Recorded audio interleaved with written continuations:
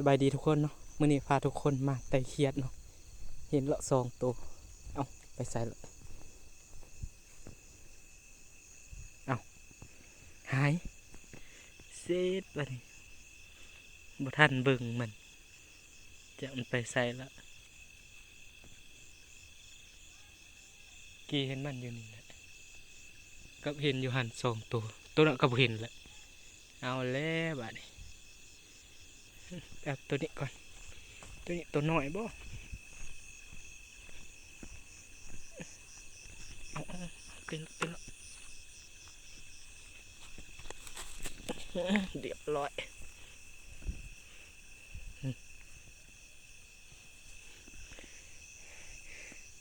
เมื่อคืนนี้ฝนตกเนาะเขียดก็เลยออกเมื่อคืนนี้ไป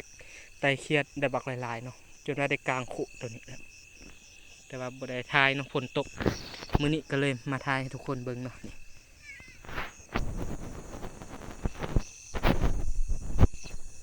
ตัวนี้อยู่น้ำเลยจิไปแล้ว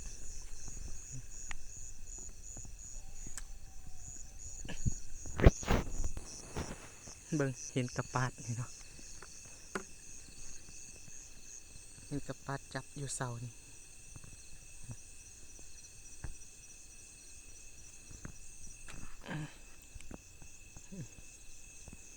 อันนี้กระปาดเนาะตัวนี้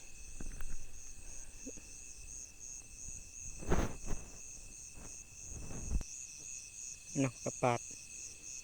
ดเป็นแบบนี้เนาะยูพี่กระปาดยูพี่กระเจ้าก็กินเนาะ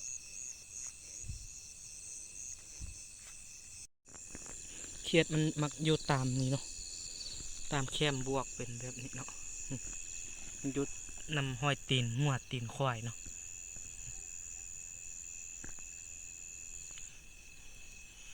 มันจะรีดอยู่แบบนี้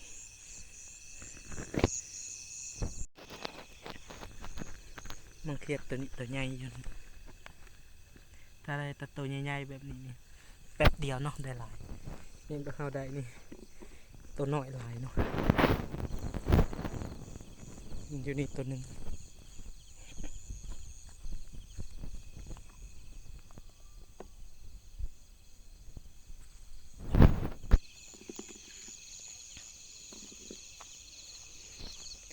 เห็น2-3 ตัวเลยแต่ว่ามาเบิ่งแสงใหญ่ก่อนตัวใหญ่ก่อนตัวน้อยคือกันเนาะ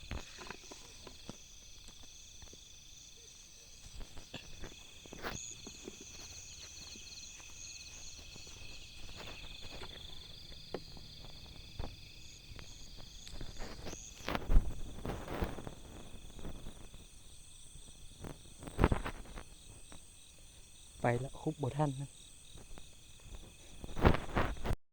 ตัวนี้เห็นแสงน้อยๆนึงบัดมาเบิ่งบัดตัวใหญ่เลยตัวใหญ่เลยตั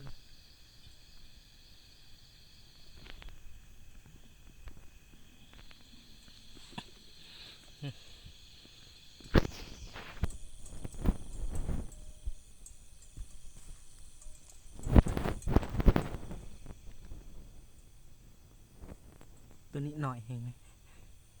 3-4เบามันตัวน้อยเกิน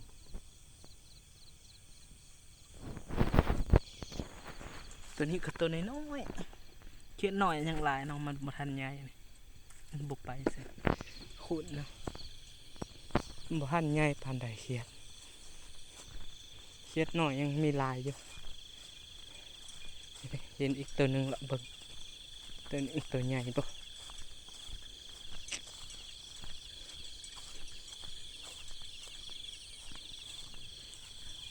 2 ตัวอยู่ไกลกันเลยนี่ตัวหนึ่งนี่ตัวหนึ่งเอาเนาะ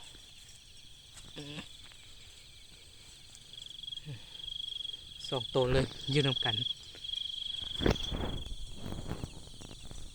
เบิ่งตัวนั้นแสงบักใหญ่ตัวใหญ่บ่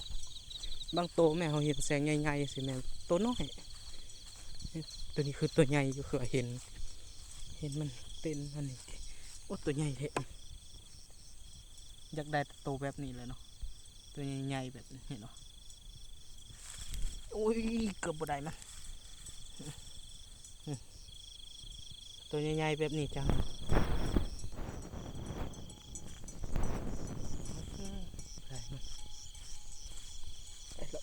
นำมันเข้านี่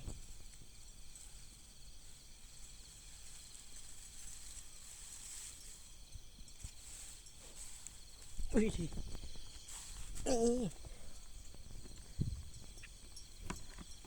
ได้ละตัวนี้ก็ตัวน้อยอีกแล้วโอ้ยเขียดนี่มันตัวน้อย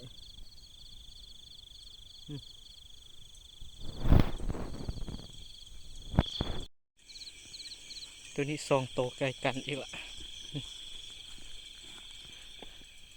นี่ตัวหนึ่งนี่ก็อยู่นี่ตัวหนึ่งเนาะ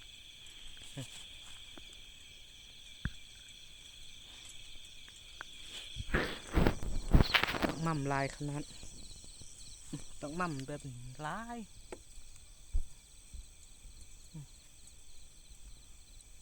ลายขนาดต้องมั่มมีเสียงห้องเต็มเลย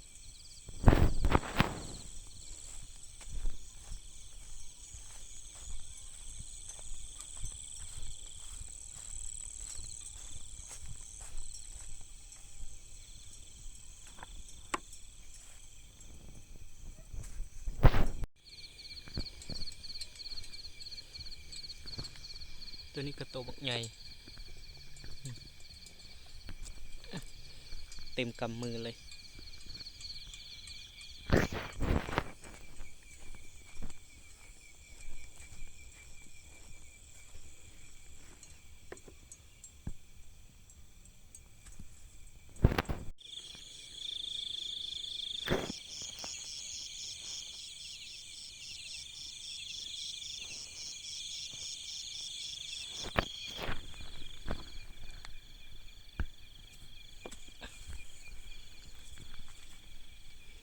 เอาได้ซ้ำนี่แล้วนะ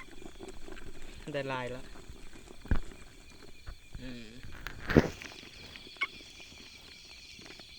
แต่ว่าเห็นเขียดหน่อยลายแต่บ่ได้เอาเลยเขาเลือกเอาแต่ตัวเอาใหญ่เดี๋ยวเขาการหน้าทงนี่เบิดแล้วเขาก็เมื่อเนาะ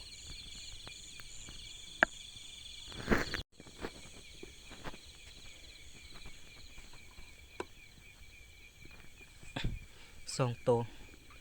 วใหญ่กับตัวน้อยตัวนี้ตัวน้อยบ่เอามันไปละมาเห็นสาบงูตกใจหมดเลยบ่ฮู้ว่างูหยังหรอกขาดคู่ตัวใหญ่งูสิงกับงูเห่าวะอ๋อตัวใหญ่เลยสำแขนพี่อ้าโถเบิ่งหัวมันบนหัวมันมีหดตามันงูสิงบ่หรือมันยังอยู่หูนี่บ่มันมีหูอยู่ใน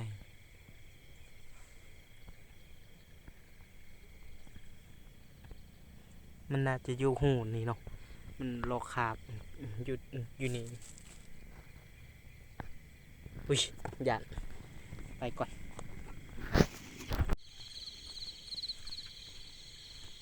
หน้าทงนี่คือเครียดลายแห้งเครียดบักลายเอาเข้ามานี่แป๊บเดียวนึงเนาะจับเอาโอ้เครียดบักลาย2-3 ทงน้อยนิดนึงเนาะบอลส่วนเก่าก็จะเฮ็ดส่วนเดี๋ยวนี้ก็จะเอาเครื่องปลูกเอาอีหยังเก็บกูหมดแล้วเนาะมีแต่งัวควายเข้ามาเนาะแล้วเครียดบักลายเอาเข้ามาแป๊บเดียวนึงเครียดเขาได้บักลายซ้ำนี้เขาก็เอาไปจิ้มเมื่อแล้วเนาะพอแล้วมันได้ลายแล้ว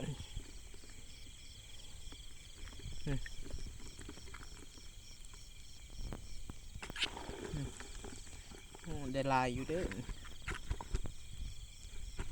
เห็นเป็นนะนี่สั่งน่าจะได้เป็นโลเลยหนักเติบอยู่งูไตเครียดเขาจะทายให้ทุกคนเบิ่งแต่ว่าทายน้อยเดียวเนาะเพราะว่าโอ้โหน่าจะทายแบบไตเครียดนี่น่าจะทายถ้าทายก็เอามันบ่ได้เนาะก็เลยว่าบ่คอยได้ทายเนาะ เบิ่งแม่นโตแม่นบ่ตัวนี้ไต่ไปไต่มาเลยยังเห็นคือเก่าอยู่เครียดบักหลายๆแม่นแท้เห็นบ่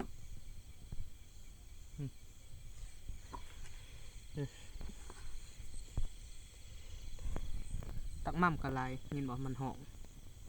ตักม่ำตัวใหญ่เด้อแต่ยังบ่ทันมีปีกตัวบักใหญ่แต่บ่ทันมีปีกเนาะตักม่ำห้องบักหลายๆอยู่ส่วนตัวนี้โอเคเนาะสำหรับคลิปนี้ขอจบสำนี้เนาะเดี๋ยวเราจะเมื่อละเงื่อนเขาไกลๆนี่เนาะเขาการอยู่แคมทางนี่เงื่อนเขาอยู่ภาคเนี่ยแล้วพบกันในคลิปหน้าเนาะสำหรับคลิปนี้ขอจบสำนี้เนาะตัวนี้สั่งจะโอ้ยไปละยามันไปแล้วเอาเป็นทงอีกอย่าง